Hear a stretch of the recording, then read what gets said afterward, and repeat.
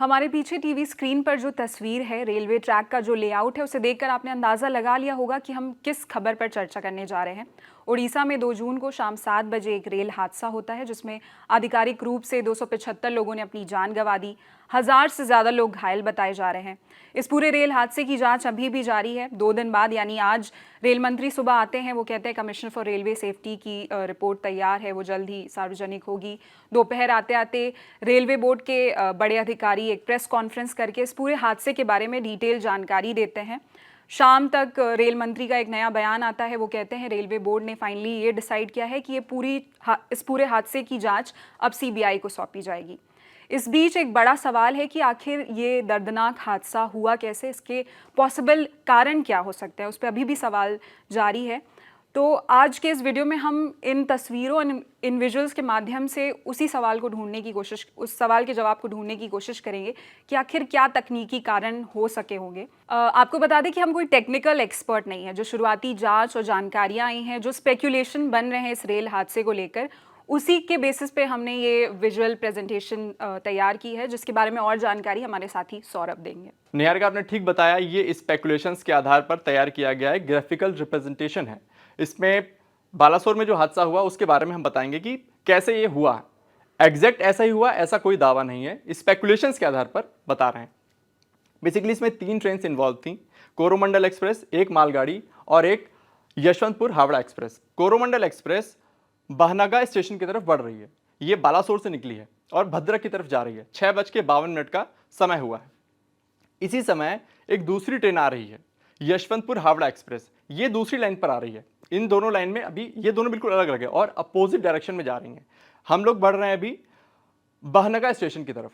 ठीक है, बहनगा स्टेशन की तरफ हम बढ़ रहे हैं। वहां पर बहनगा स्टेशन की तरफ जैसे ही जा रहे हैं, वहां पर एक अभी इसमें आपको चार रेलवे लाइन दिखेंगी। देखिए, 2 मेन लाइन है, एक अप एक डाउन, और 2 लूप लाइन है, एक अप लूप लाइन और एक डाउन लूप लाइन।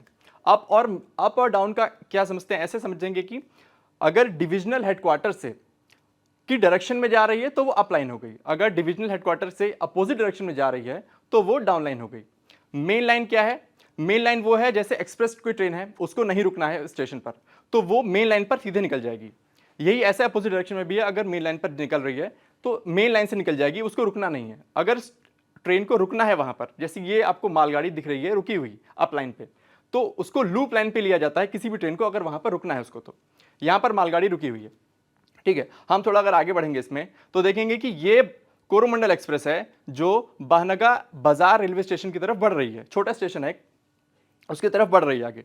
ठीक है, अभी यहां पर आप अगर देखेंगे तो इसको ग्रीन सिग्नल दिया हुआ है, ग्रीन सिग्नल इसको दिया हुआ है, और ये कोरोमंडल एक्सप्रेस बहनगा बाजार की तरफ बढ़ रही है।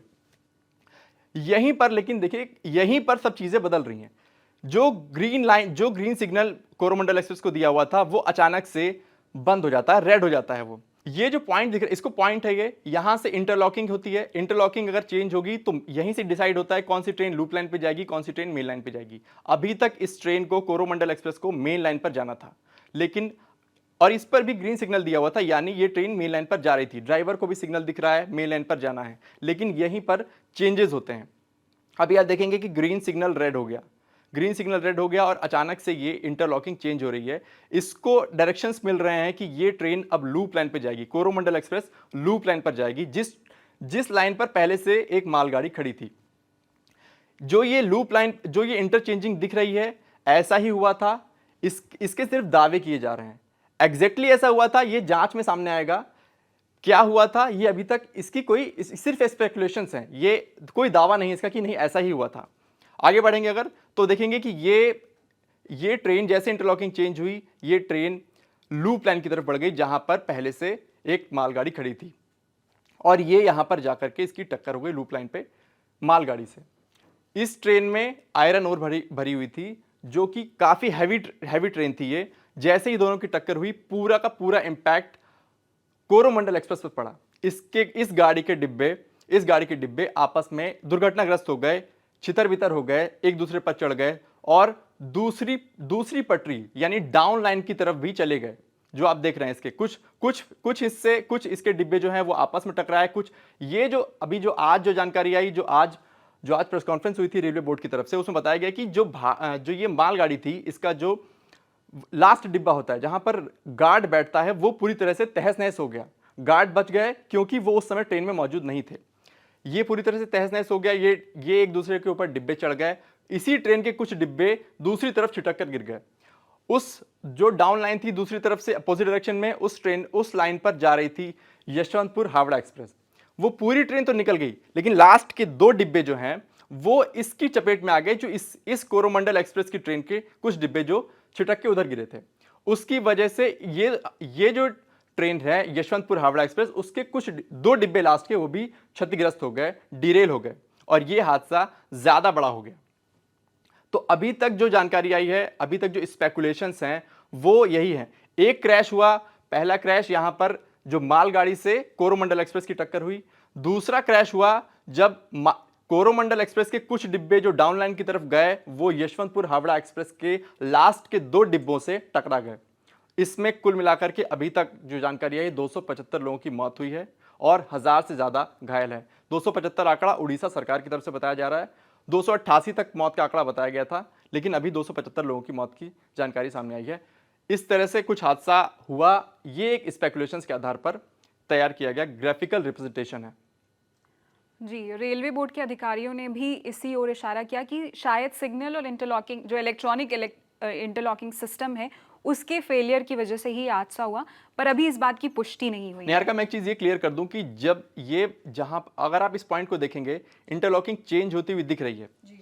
असल में जब हादसा हुआ तब इंटरलॉकिंग चेंज हुई थी या नहीं हुई थी, इस बारे में कोई अभी क्लैरिटी नहीं है। ये इंटरलॉकिंग मेन लाइन पर ही थी या इंटरलॉकिंग को लूप लाइन की तरफ डायरेक्शन दिए गए थे, इस बारे में भी कोई जानकारी नहीं है।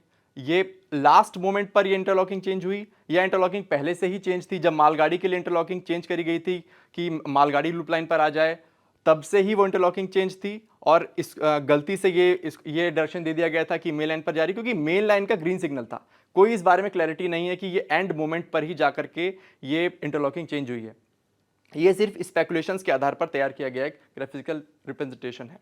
निहारिका, इस बीच रेलवे बोर्ड के अधिकारी का ये भी कहना है कि दोनों ट्रेन्स ओवर स्पीडिंग नहीं कर रही थी। निर्धारित रूट पे 130 किलोमीटर प्रति घंटे की रफ्तार प्रस्तावित थी। कोरोमंडल एक्सप्रेस 128 किलोमीटर प्रति घंटे पर थी। ओवर स्पीडिंग की कोई बात नहीं सामने आई। वैसे ही हावड़ा जो एक्सप्रेस ट्रेन है उसकी भी रफ्तार 126 किलोमीटर प्रति घंटे की थी। तो दिक्कतें ड्राइवर के एंड से नहीं हुई, ये सिग्नल या इंटरलॉकिंग पे है। इस बात की अभी पुष्टि होनी है। हालांकि सीबीआई जांच के लिए इस हादसे को आगे बढ़ा दिया गया है। फाइनल जांच के बाद ही असल कारण का पता चलेगा। और अभी के लिए जैसे ट्रैक्स भी काफ़ी डिस्टर्ब हो गए थे इस बड़े रेल हादसे के बाद, तो आज की अपडेट यही है कि दोनों मेन लेन्स और जो डाउन लेन है, जो लूप लेन है, उनकी भी मरम्मत का काम पूरा किया जा चुका है, क्योंकि कई सारी ट्रेन्स को डाइवर्ट किया गया था इस रूट से। तो फिलहाल रेलवे मिनिस्ट्री से यही अपडेट है कि मरम्मत का काम, रेस्टोरेशन का काम जारी है और काफ़ी हद तक वो कर दिया गया है। तो इसी के साथ हमने पूरी कोशिश की इन तस्वीरों और विजुअल्स के माध्यम से आपको इस रेल हादसे के बारे में समझाने का। हालांकि हम फिर से कहते हैं कि इसकी कोई पुष्टि नहीं है इस दावे की कि इंटरलॉकिंग जो इलेक्ट्रॉनिक इंटरलॉकिंग थी उसमें समस्या थी या नहीं। ये तो जांच का विषय है, जांच के बाद ही पता चलेगा।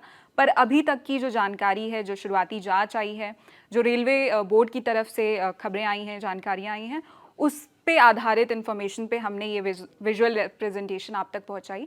और इस हादसे से जुड़ी ग्राउंड रिपोर्ट्स देखने के लिए आप ललन टॉप चैनल पर जा सकते हैं। हमारी साथी वहां पे मौजूद है। ग्राउंड रिपोर्ट पर राहत, रेस्टोरेशन, बचाव का कार्य किस तरीके से जारी है, उन सब की खबरें देखने के लिए आप हमारे चैनल पर जाके ग्राउंड रिपोर्ट देख सकते हैं। इसी के साथ इस वीडियो में इतना ही। मैंने निहारिका यादव और मेरे साथ है मेरे साथी सौरभ।